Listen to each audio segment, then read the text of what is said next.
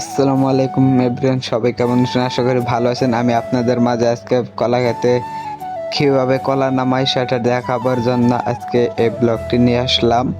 আর মাঝে একটু দেখবেন আমার এই ভিডিওটা কেমন লাগলো। আর হ্যাঁ, ভালো যদি লাগে তাহলে লাইক শেয়ার করবেন। আর এখানে হচ্ছে কলা বাগান, এটা অনেক বিশাল বড় ক্ষেত। তার জন্য ওই যে পাতা কাটিয়া কলা কাটতেছে। তারপর কলাগুলো অনেক বড় বড়, আমার থেকে লম্বা লম্বা কলা হয়েছে। বাট আমি নেই কলা, আজকে আমাকে নিয়ে পাতা নেওয়া হয়েছে, বুঝছেন? ওই যে দেখেন কলা পাতা কাটতেছে, আর ওই জন্য কলা ছেড়ে দিছে কেটে।